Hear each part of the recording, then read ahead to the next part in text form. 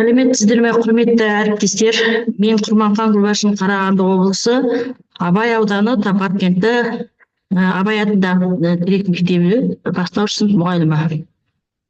Менің сіздерге ұсынғалы отырған авторлық бағдарламам қызықты математика деп аталады. Бұл авторлық бағдарлама мектептегі бастауыш сыныптар бірлестігінде, аудандық сараптама кеңесінің отырысында және облыстық сараптама кеңесінің отырысында жарамды деп бағаланып, Қарағанды облысының білім беру ұйымдарына пайдалануға ұсынылды.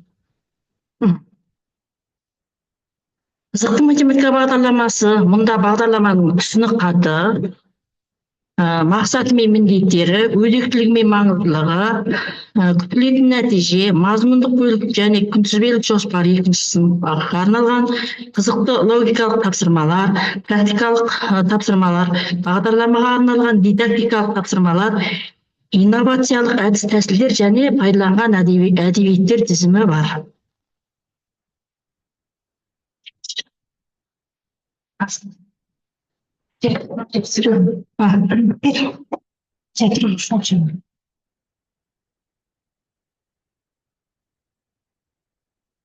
Бастауыш. Екінші сынып қызықты математика, екінші сыныпқа арналған қызықты математика сабағы бастауыш білім беру деңгейіндегі математика пәнінің мазмұнына негізделеді. Бұл пәннің оқу мақсаттары Қазақстан Республикасының жаңартылған білім беру мазмұнына сәйкес құрылды. Төменде екінші сыныптағы математика пәні бойынша негізгі оқу мақсаттарына ұсынылған. Бұлар қызықты математика сабағына да бейімделіп қолданылды. Математика пәні Қазақстан Республикасы оқу-ағарту 2022 жылғы 16 қыркүйек нөмірі 399 бұйрығымен бекітілген. Математика пәнінің үлгілік оқу бағдарламасына сәйкес оқытылады. Математика оқу мақсаттарына бағыттап құрылған қызықты математикаға байланысты бірнеше мақсаттар көрсетіледі. Мысалы, математика оқу мақсаты 2, 1, 2, 3 болатын болса, мазмұны заттарды бір немесе бірнеше белгі бойынша топтау, ал қызықты математикаға байланысы логикалық құрылым құру.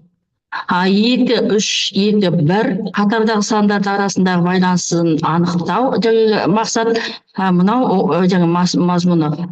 Қызықты математикаға байланысты сандар арасындағы заңдылықты табу деп алдық. Математика оқу мақсаты 2, 1, 3, 1 мазмұны амалдардың қасиеттерін, қосылғыштардың орнын ауыстыру, топтау, математикалық ұғымдарды, терминдерді түсіндіру және қолдану. Болса, қызықты математикаға байланысты ойлау мен дәлелдеуге үйрету. 2, 1, 3, 2 жаңағы математикалық оқу мақсаты болса, мазмұны заттардың орналасуын сипаттау. Қызықты математикаға байланысы кеңістік логика бағытты анықтау болып табылады.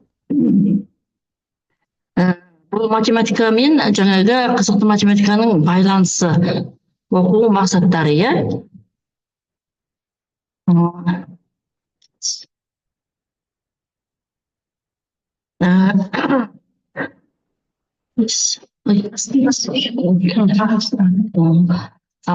Жалпы қызықты математика бағдарламасының мақсаты оқушының логикалық ойлау қабілеттерін және шапшаң есептеу дағдыларын жетілдіріп, өздігінен жұмыс жасай алатын жеке тұлға тәрбиелеу. Математиканың тарихы мен логикалық есептерді шешуді үйрете отырып, бағыт таңдауға саналы түрде дайындау, оқушының логикалық мәдениетін қалыптастыру. Жоғарыдағы көрсетілген мақсаттарға жету үшін келесі міндеттер қойылды.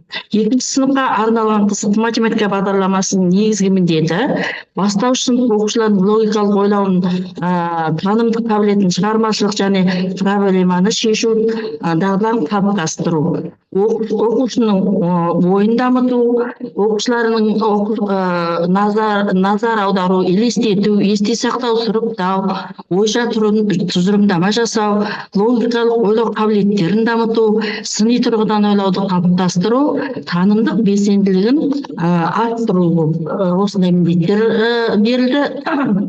Келесі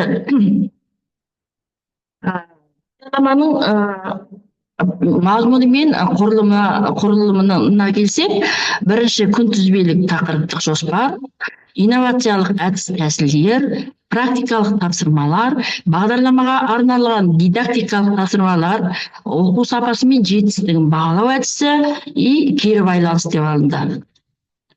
Енді жаңағы бағдарламаның мазмұны күнтізбелік тақырып құрылды. Бұл жерде күнтізбелік тақырыптың жоспары қызықты математика 2-ші сыныпқа арналған, аптасына 1 сағат, жылына 34 сағат. Тақырыптың мазмұны 4 бөлімге бөлінді.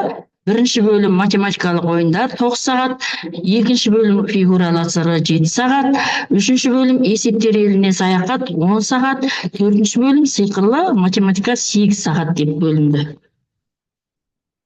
Енді жаңағы жоғарыда айтылған инновациялық әдіс тәсілдер бұл қызықты математикаға бейімделген оқыту мен тәрбиелеу үдерісін тиімді ету мақсатында енгізілген жаңа шығармашылық негізделген заманауи талаптарға сай тәсілдер. Олар оқушының ойлау қабілетін, танымдық белсенділігін арттырып, білім сапасын жақсартуға бағытталған. Енді өздеріңіз мынау экранда көріп отырған шығарсыздар әдіс атауларын. Сипаттамасы, мысалы біріншісін айтайын, кубизм әдісі бір ұғымға 6 түрлі қырынан қарау, сипаттау, салыстыру, қолдану, талдау, дәлелдеу, қиялдау сияқты. Екінші әдісі мәтінді оқи отырып белгілі жаңа қарама қайшы ақпаратты белгілеу арқылы талдау жасалады. Үшінші әдіс, төртінші, енді бесінші өздеріңіз қарап отырсыздар, осындай жаңа инновациялық әдіс тәсілдерді қолдандым.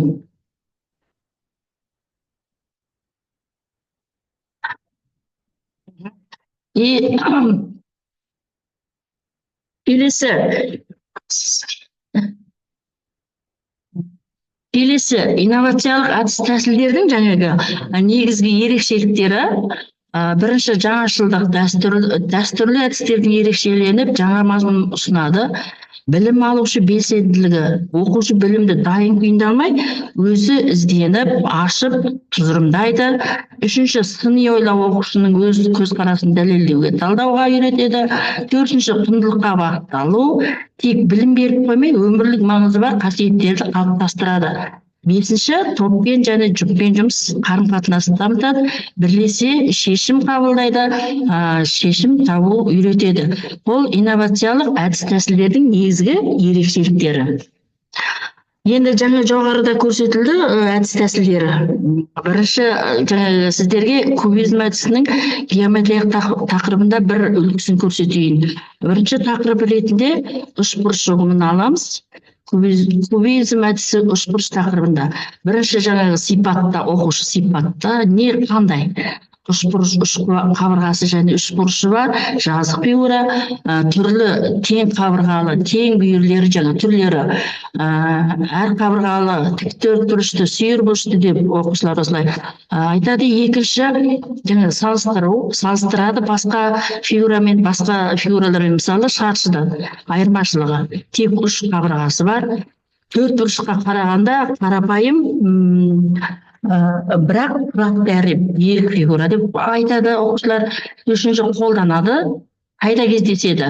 Мысалы күнделікті өмірде, құрылыста, киіз үйлерде, жол белгілерінде деген сияқты айтып береді, үй керегесінде деген сияқты. Төртінші, талдайды, бөлшекті элементтерін қарастыры, қабырғалары, бұрыштары, биіктігі, мединасы деген сияқты. Ішкі бұрыштарының қосындысы 180 екенін дәлелдейді. Мысалы, дәлелдеп, талдап, бөлшектеп ізденеді, қарастырады. Бесінші, дәлелде, неліктен, неге деген сияқты. Үшбұрыштың бір бұрышы 90 градус болса, ол неге бұрышты деген сияқты жаңа сұрақ қойып ойланады. Немесе неге үшбұрыштың кез келген екі қабырғасының қосындысы үшіншісінен үлкен деген сияқты сұрақтар қойылып, оны дәлелдеп береді. Алтыншы қиялда жаңа елестет, өзгертіп көр деген сияқты елестетеді, өзгертеді. Егер үшбұрыштың бұрыштарының қосындысы 180 болса, енді оны 200 градусқа өзгертіп болса не болар еді деген сияқты сұрақтар, өзгертсе не болар деген сияқты. Қабырғалардың біреуі қисық болса, үшбұрыш бола ма деген сияқты жаңағы оқушылар өзгертіп, қиялданып, өздерінің жаңағы ойларын, қиялын жетілдіреді деген сөз. Жетінші қолдану тәсілі. Оқушыларды 6 топқа бөлу, әр топ бір қырынан зерттейді. Бұл жерде зерттейді жаңа оқушылар, зерттеуге үйренеді. Постер жасап, немесе ауызша қорғайды. Соңында барлық қырды біріктіріп, бір тұтас білім картасын жасалады. Бұл әдіс арқылы оқушылар математика тек формуламен есеп ретінде емес, қызықты зерттеуге болатын пән ретінде қабылдай бастайды. Сонымен қатар түрлі деңгейдегі тапсырмалар беру арқылы барлық оқушыны қамтуға және саралап оқытуға мүмкіндік туады. Логикалық және сыни тұрғысынан ойлайды, математикалық тілде сөйлейді, ұғымдарды терең түсінуді және салыстырады, шығармашылық пен жұмыс істей, өз ойын дәлелдей біледі, топпен және жеке жұмыс жасауға үйренеді. Енді жаңағы біз әдіс тәсілдерді айтып өттік, енді құрылымда практикалық тапсырмалар бар. Практикалық тапсырмалар қызықты математика сабағында практикалық бағыттағы тапсырмалар оқушылардың математикалық ойлауын дамытады, пәнге деген қызығушылығын арттырады. Мұндай тапсырмалар нақты әрекет жасауға, есептеуге, өлшеуге, салыстыруға, зерттеуге және құрастыруға негізделеді. Мысалы, бұл жорамалдау тәсілі, бұл енді стандартқа сай тапсырма емес, бірақ мен өзім осы бағдарламаға кіріктірдім, өйткені жаңағы дарынды оқушылар бар. Дарынды оқушылар, алғыр оқушылар, зерек оқушылар бар. Соларға мынау жаңағы осындай тәсілді ұсынуға болады, жорамалдау тәсілі. Мысалы, қорада тауықтар мен қояндар бар. Олардың жалпы саны 19, аяқтарының саны 54 болса, қорада неше тауық, неше қоян бар деген сияқты тапсырмаларды, практикалық тапсырмаларды ұсынуға болады.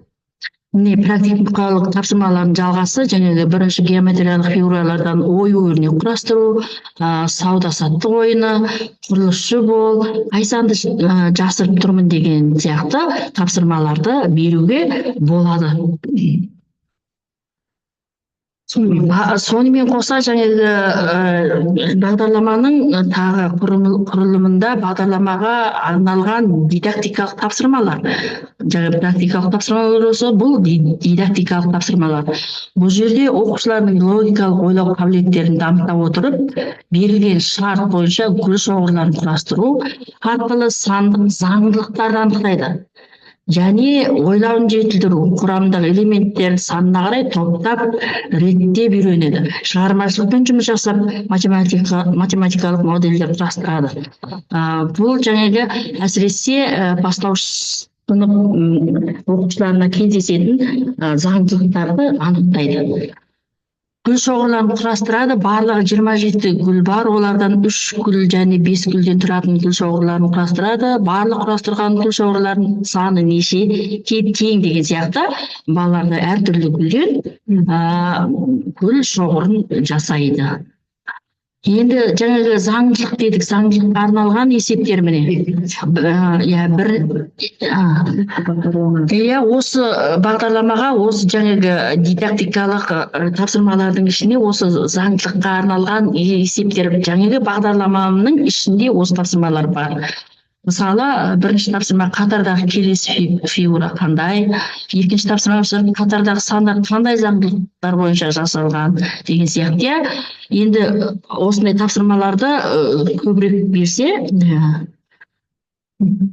Келесі мысалы тез ойла математикалық ойын оқушыларға тапсырмалар беріліп, өзара шапшаң тез жылдам есептеуге болу. Тез ойлау, есте сақтау қабілеттерін дамытады. Бұл тапсырма өте тиімді. Баланың жаңағы зейінін қабылдау, тез ойлауын, есте сақтауын қабілеттерін дамытады. Суреттер беріледі, иә, суреттер беріледі, суретке жаңа сандар жазылып, тез есептеп, белгілі бір уақытта мысалы 3 минут, 5 минут, 1 минут кім тез жылдам есептейді дегенде осындай тапсырмаларды орындайды. Келесі, оқушылар логикалық ойлау, салыстыру және сәйкестік орнату дағдыларын дамытады. Шарт бойынша жапырақ пен шынжыр жабандар арасындағы сәйкестік анықталады. Зерделік қабілеттер, бұл жерде оқушылардың зерделік қабілеттерін арттыру. Мысалы, мына тапсырманы орындау барысында оқушылар сәйкестікті анықтайды, жаңағы салыстырады, қабілеттерін арттырады. Келесі, екінші сынып бойынша, енді жаңағы айтып өттім, әдіс тәсілдерді сол бойынша бағдарламаға сәйкес сіздерге бір сабақ үлгісін ұсынып отырмын. Екінші сыныпқа арналған қызықты математика бағдарламасына сәйкес 45 минуттыққа бір сабақ жоспарының үлгісі. Бұл сабақ оқушылардың логикалық ойлауын, зейінін және математикалық ойлау қабілеттерін дамытады. Сабақтың тақырыбы қызықты математика, логикалық есептер әлемі деп алынды. Сабақтың ұзақтылығы 45 минут.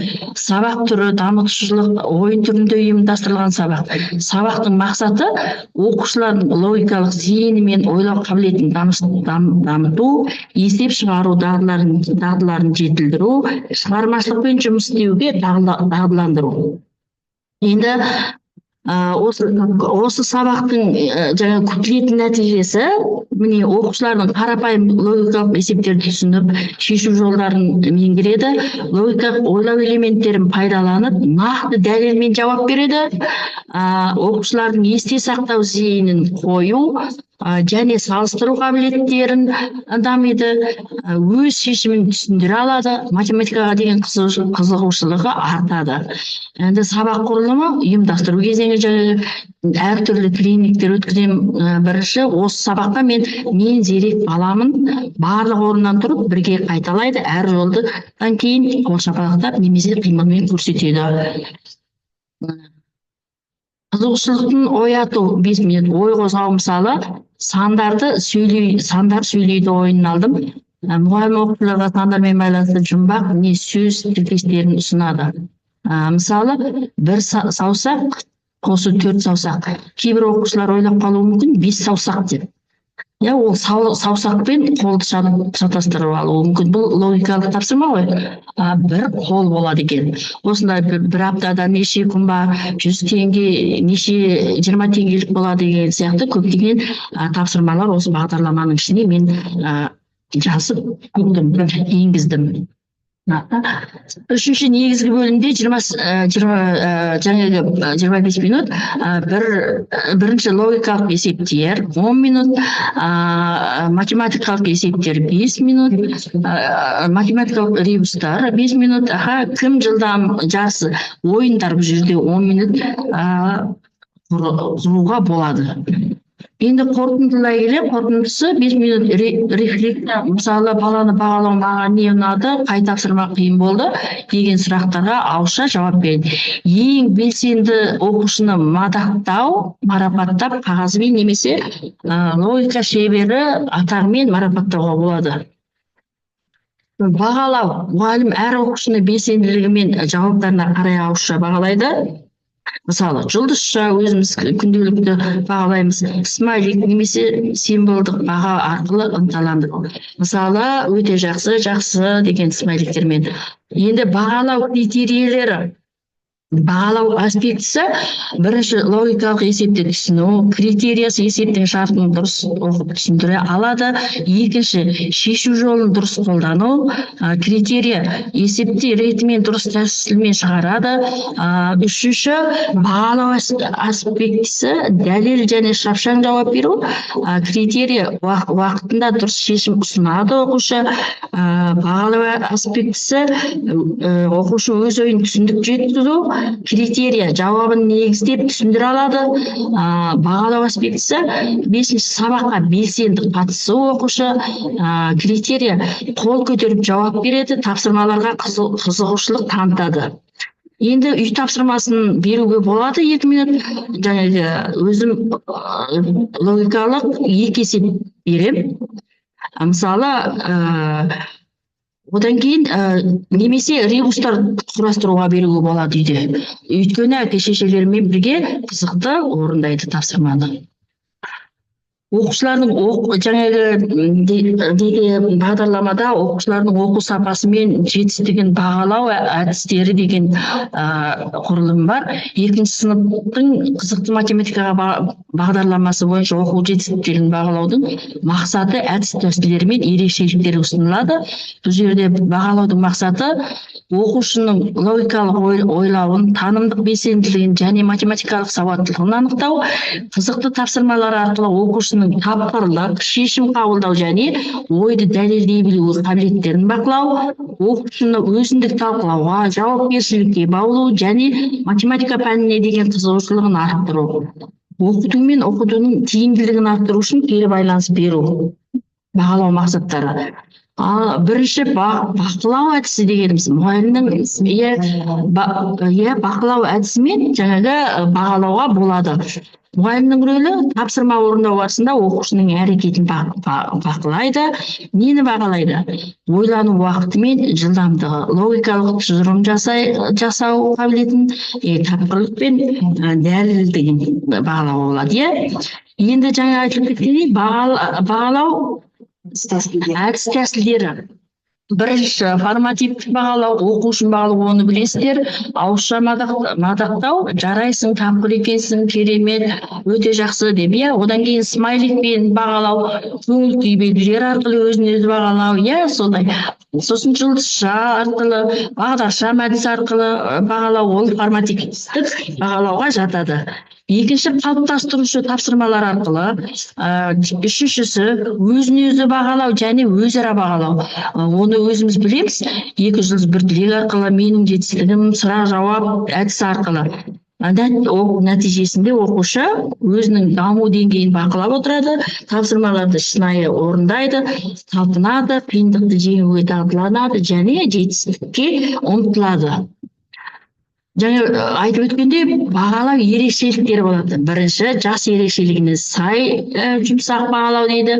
Екінші, процеске емес, прогресске мән беру. Үшінші, ойын арқылы бағалау. Төртінші, көптүрлілік пен көрнекілік арқылы. Бесінші, өзін өзі және өзара бағалауға үйрету. Алтыншы, үздіксіз кері байланыс. Мұғалім үнемі ауызша және визуалды кері байланыс беріп отырады. Бұл оқушыны өзін жетілдіруге, ал мұғалімді оқытуды тиімді жүзеге бағыттайды. Қорытындылай келе, бағалау баланың логикалық ойлау қабілетінің, пәнге деген қызығушылығын және жеке даму деңгейін қолдауға бағытталуы тиіс. Енді бағалау критериялары, жаңа айтып өттік, бұны білесіздер. Келесі тағы да осындай бағалау критериясы болады. Дағды, қалыптасу деңгейі, бағалау үлгісі деген сияқты. Дағды, бастапқысы, қай кезде, ортада, жоғарыда деген өздеріңіз осыны енді қалыптасу деңгейін анықтайды. Енді соңында кері байланыс мынандай қазіргі заманда мысалы осындай бағалаулар алуға болады тикток арқылы. Ұнады, есіме сақтадым, айтарым бар деген сияқты сабақтың соңында балалар өте қызығады осыған. Аяқталмаған ой маған ұнады өйткені мен бүгін сабақты емес есіме сақтадым, менің сабақта айтарым бар деген сияқты пікірлерін оқушылар білдіреді. Жақсы. Әріптестер, назарларыңызға рахмет. Бағдарлама бойынша ой пікірлеріңізді білдірсеңіздер, қатысқандарыңызға рахмет.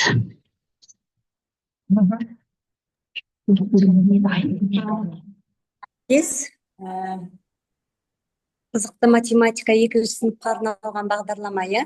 Өте тамаша екен.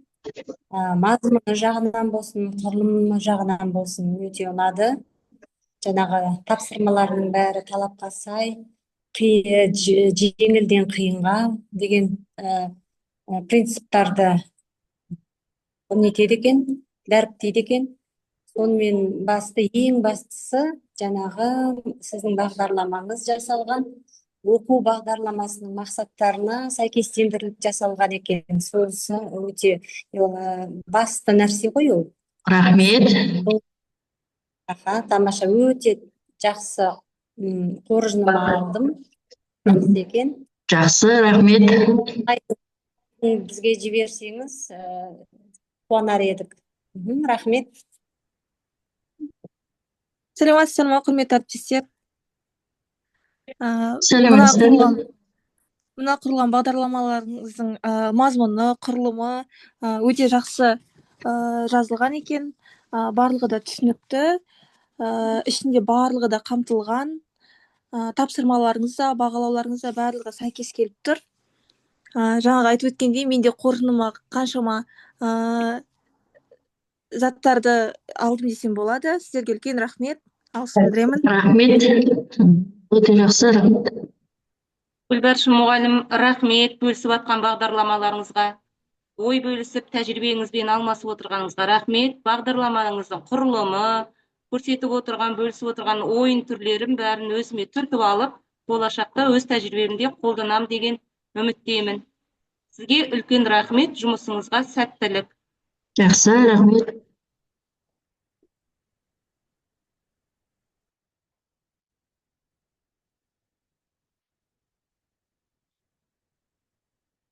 Жақсы, рахмет барлықтарыңызға, назарларыңызға рахмет.